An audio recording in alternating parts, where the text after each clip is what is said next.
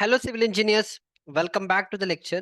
तो civil engineers यहाँ से हम ना कुछ स्ट्रक्चरल के कॉन्सेप्ट्स को देखेंगे और बहुत सारी चीज़ है जो आपको कहीं पे भी नहीं मिलेगा, वो सिर्फ सिविल ब्रेन्स पे मिलेगा। वो सारी चीज़ मैं आपको इसके बाद वाले लेक्चर्स में मैं आपको एक्सप्लेन करूंगा। ओके। फर्स्ट हम थोड़े कुछ बेसिक चीज़ें देख लेंगे कि लोड ट्रांसफर कैसे होता है। Already we have seen but still let me put it in a better way. ठीक है। तो मान लो अगर कोई भी स्ट्रक्चर होगा, फर्स्ट लोड कहाँ पे आएगा? आपके स्लैब के ऊपर आएगा। That is your gravity load. ठीक है। ग्रेविटी मतलब जो आपका डेड लोड और जो आपका लाइव लोड है, that is called as gravity load.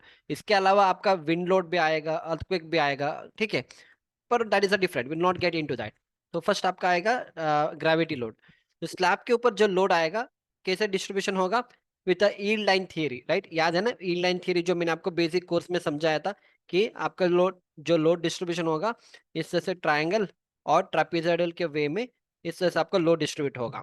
तो स्लैब से कहाँ पे जाएगा? इस वाले पोर्शन का जो लोड है बीम के ऊपर आएगा, फिर ट्रायंगल पोर्शन का लोड इस बीम के ऊपर आएगा, इस ट्रापेजोइडल पोर्शन का लोड इस बीम के ऊपर आएगा, and this triangle portion of load will come on this beam. तो बीम के ऊपर चला गया। बीम के बाद अगर बीम के बाद बीम के ऊपर अगर 50 किलो न्यूटन का लोड आ रहा है, आधा लोड इस कॉलम के ऊपर जाएगा और आधा आधा लोड इस कॉलम के ऊपर जाएगा। ठीक है। तो बीम से नेक्स्ट लोड आपका आएगा कॉलम पे, और कॉलम के बाद नेक्स्ट आपका लोड जाएगा फुटिंग के ऊपर, और फुटिंग के बाद नेक्स्ट लोड जाएगा आपका सॉइल के ऊपर। और सॉइल क्या करेगा? उस लोड को रिएक्ट करेगा, मतलब उस लोड को रेजिस्ट करेगा। तो इस तरह से रिएक्शन दे रहा है। ठीक है। ये रिएक्शन है, पूरे एक्शन यहाँ पे आ रहा है, और ये आपका सॉइल है, सॉइल आपको इस तरह से रिएक्शन दे रहा है। तो ultimately what is important? Ultimately soil का जो बेरिंग कैपेसिटी है, safe bearing capacity, that is very important ना। उसके ऊपर ही हम तो डिसाइड कर सकते हैं कि इस वाले पर्टिकुलर प्लॉट में क्या मैं घर बना सकते हो, बिल्डिंग बना सकते हो, नहीं बना सकते हो। Ultimately, soil is the one who is going to decide what kind of foundation should come and how much load it is capable of taking. ठीक है, इतना क्लियर है? तो अगर कोई भी पूछेगा कि मुझे लोड ट्रांसफर बताओ, तो आप बता देना कि स्लैब से बीम, बीम से कॉलम, कॉलम से फुटिंग, फुटिंग से अल्टीमेटली लोड जाएगा सॉइल, और सॉइल उस लोड को रेजिस्ट करेगा। That is why the reaction is coming. ठीक है। ये सारे एक्शन से, एक्शन का ही रिएक्शन है। ठीक है। बाकी वो यहाँ पे इंग्लिश में लिखा है, आप इसको पढ़ लेना। चलो, now this is very important. तो आपको इंटरव्यू में पूछा जाएगा कि आप अलग अलग कोड बुक्स बताओ। तो practically again it's not possible to remember all the code book, क्योंकि यहाँ पे मैंने सिर्फ आपको स्ट्रक्चरल का कोड बुक्स ऐड किया है। फिर आता है आपका IS 2100 जो आप बिल्डिंग इंजीनियरिंग के टाइम पे यूज करोगे, वहाँ पे लगभग 25 या 26 पार्ट्स है। फिर मैंने स्टार्टिंग आपको सीमेंट बैग के लिए 4082 आई गेस, वो वाला कोड बुक में मैंने समझाया था। फिर BBS के लिए अलग सा कोड बुक है। So practically not possible to remember everything, पर बेसिक जो जो है आप इसको याद रख सकते हो। ठीक है। एक है आपका IS 456-2000 which is for plain and reinforced cement concrete. तो आप इसको याद रखना है एट एनी कॉस्ट, IS 456-2000। फिर आता है आपका IS 875 पार्ट 1, जो आपका डेड लोड और सेल्फ वेट ऑफ मटेरियल्स के लिए आप यूज करेंगे। ठीक है। जैसे मेरे को प्लास्टर का अगर यूनिट वेट फाइंड करना है, ब्रिक का यूनिट वेट फाइंड करना है, वुड का यूनिट वेट फाइंड करना है, जो भी आपका मटेरियल्स आप यूज करोगे अपने कंस्ट्रक्शन साइट में, और उसका यूनिट, जैसे सीमेंट बैग का यूनिट वेट है 1440, वो कहाँ से आएगा 1440? हम IS 875 पार्ट 1 से उसको लेंगे। ठीक है। वो भी मैंने आपको बेसिक कोर्स में एक्सप्लेन किया है, आई थिंक। ठीक है। अगर मैं कोई चीज़ आपको एक्सप्लेन नहीं करूंगा, मेरे को व्हाट्सएप करके बताओ कि सर आपने ये वाला चीज़ यहाँ पे एक्सप्लेन नहीं किया, मैं इसका एक और वीडियो बना दूंगा। फिर IS 875 पार्ट 2 लाइव लोड के लिए, दैट इज इम्पोज लोड्स। ठीक है। फिर IS 875 पार्ट 3 2015, ये आपका विंड लोड के लिए है। IS 875 पार्ट 4 हम स्नो लोड्स, यूजुअली इंडिया में स्नो लोड्स हम अप्लाई नहीं करते, अनलेस अगर आप जम्मू कश्मीर उस तरफ चले जाओगे, if there is a need we try to apply the snow loads. ठीक है। फिर आता है आपका IS 875 पार्ट 5, जो आपका special load and load combination रहेंगे, जहाँ पे आपका बॉयलर के ऊपर जो लोड आएगा, वो सारे लोड्स अगर आपको ऐड करना है, in that case we refer this code book. तो आपको ये सारे चीज याद रखने की जरूरत, अगर see if you remember well and good, if not at least इतना तो आपको याद रखना है। 3 कोड बुक तो आपको एट एनी कॉस्ट याद रखना ही पड़ेगा। ठीक है। हाँ, अगर आप कल एक स्ट्रक्चरल इंजीनियर के रोल में अगर आप अप्लाई कर रहे हो, तब आपको सारी चीज याद रखना ही पड़ेगा। पर site engineer point of view, site engineer के लिए आप इतना 3 याद रखो। ठीक है, वो काफी है। ठीक है, this 3 is enough. Of course IS 456 at any cost you have to remember. अगर रात के 12 बजे को भी मैं अगर पूछूंगा, यू शुड नो दिस। हाँ सर, 456-2000 PCC और अपने RCC के लिए है। ठीक है। फिर आते हैं IS 1893-2016, ये आपका अर्थक्वेक रेजिस्टेंट स्ट्रक्चर्स के लिए हम बनाएंगे। जो भी हम अर्थक्वेक रेजिस्टेंट स्ट्रक्चर्स बनाते हैं, तो उसके लिए हमें IS 1893 2016 का कोड बुक यूज करना है। फिर आता है IS 13920, दैट इज 2016। ये होता है आपका ductile design and detailing of RCC subjected to seismic force. मतलब ये जो IS 1893 2016, इससे हम अपने अर्थक्वेक रेजिस्टेंट का जो स्ट्रक्चर आते हैं, मतलब अगर आप कोई भी स्ट्रक्चर अर्थक्वेक रेजिस्टेंट जोन में लगाओगे, जैसे भुज में घर बना रहे हो या दिल्ली में घर बना है, तो दिल्ली आपका आएगा जोन 4 में, राइट। तो अगर आप वहाँ पे एक G+15 स्ट्रक्चर बना रहे हो, तो आपको अर्थक्वेक के लिए आपको स्ट्रक्चर को डिजाइन करना है। तो कैसे डिजाइन करेंगे, क्या क्या क्लॉसेस आपको फॉलो करना है, कैसे लोड अप्लाई करना है, वो सारी चीज आपको मिलेगा IS 1893 2016 में। वैसे आपको करने की जरूरत नहीं, ये स्ट्रक्चरल इंजीनियर करेगा। अगर आप स्ट्रक्चरल इंजीनियर के जॉब में अप्लाई करोगे, then you should know ABCD of all this code book, ठीक है।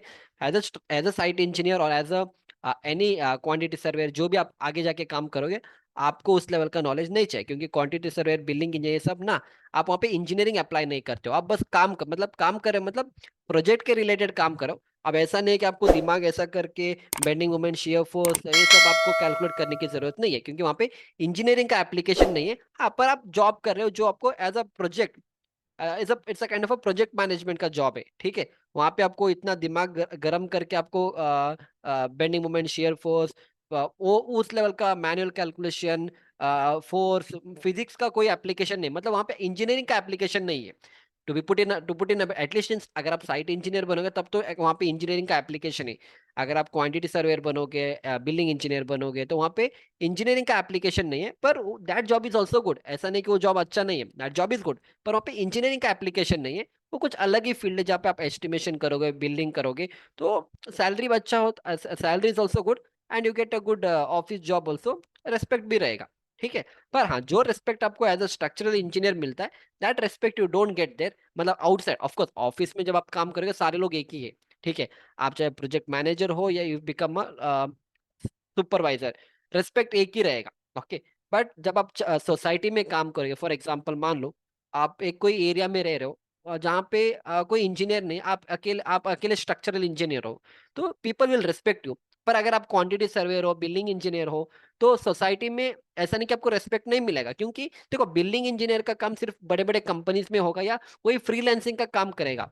अब ऐसा नहीं कि आप कोई डिजाइन करके दोगे या आप किसी का प्लान बना के दो, बिल्डिंग इंजीनियर को आता ही नहीं, ना क्वांटिटी सर्वे को उसका आइडिया। हाँ, एटलीस्ट क्वांटिटी सर्वे क्या, एस्टिमेशन बना के दे सकते हैं मैक्स टू मैक्स, इससे ज्यादा और क्या करेगा वहां पे।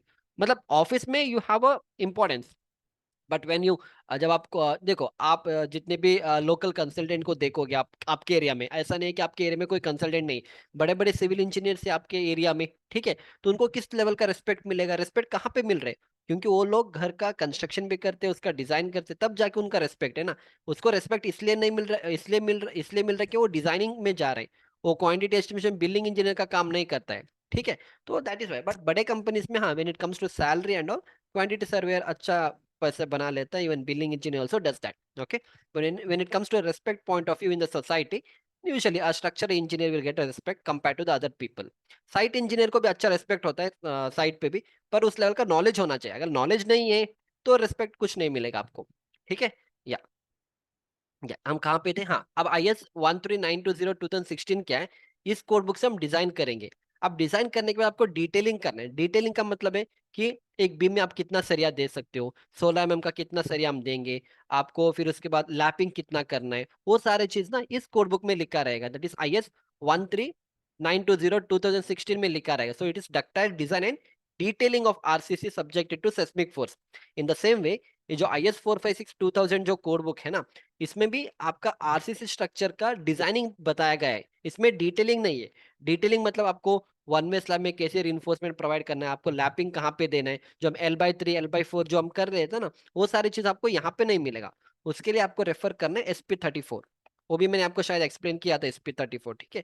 SP34, तो जैसे SP34 IS के लिए हेल्पफुल है, IS 456 के लिए हेल्पफुल है, वैसे IS 13920 is a detailing code book for earthquake resistant structure, ठीक है। इतना क्लियर है। फिर आता है आपका IS 16700 2017, ओके। अभी देखो, अभी तक हम ना नॉर्मल स्ट्रक्चर के बारे में बात कर रहे थे। अगर आपका कल G+50 स्ट्रक्चर बनाना है, G+30, 35, 40, 50, 60, 70, G+100 बनाना है, या मान लो basement plus ground plus 14, 15 story बनाना है, it's a high rise building.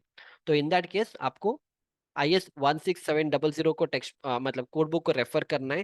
तो it's criteria for structural safety of tall concrete structure. तो जब आप डिजाइन करेंगे एज अ स्ट्रक्चरल इंजीनियर, आपको इस कोड बुक को रेफर करके बहुत सारे चीजें यहाँ पे लिखा गए, based on that will try to do the design. पर अगेन, ये आपको एज अ साइट इंजीनियर आपको इसमें ज्यादा कुछ नॉलेज होने की जरूरत नहीं है। If you have, it's well and good, but as a structural engineer आपको सारे का नॉलेज होना चाहिए, ठीक है। But as a site engineer this is not required. Site engineer के लिए basically IS 456 is important, 875 part 1 part 2 is important.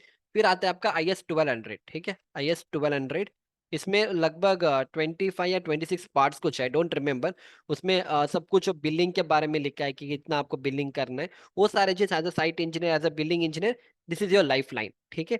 और इसके अलावा मैंने और भी 2-3 कोड बुक आपको समझाया था स्टार्टिंग में, और भी बहुत सारे कोड बुक्स हैं, that knowledge you should have. फिर एक CPWD का एक पूरा एक वॉल्यूम आता है, CPWD का एक पूरा एक स्पेसिफिकेशन का बुक आता है। अगर आप उसको भी याद कर लोगे ना, if you remember that also ना, इट्स वेरी गुड। मैं होगा तो आगे I add that complete code book also, I explain you, so that it is going to help you a lot, ठीक है। I think this much is enough. आप ना इसको 1-2-3 बार प्रैक्टिस कर लो, याद रहेगा, ठीक है। क्योंकि मैंने इंग्लिश में रिकॉर्डिंग किया, हिंदी में रिकॉर्डिंग किया, तो मैं 2-3 साल से इसका रिकॉर्डिंग कर रहा हूँ, so I can tell it without see. तो जब आप if watching it for the first time, आपको थोड़ा टाइम लगेगा, दैट इज फाइन, नॉर्मल, ठीक है। एटलीस्ट बेसिक बेसिक याद रख लेना, ठीक है। या, so I hope you have enjoyed my lecture up to here. We'll see you back in the next lecture. Thank you.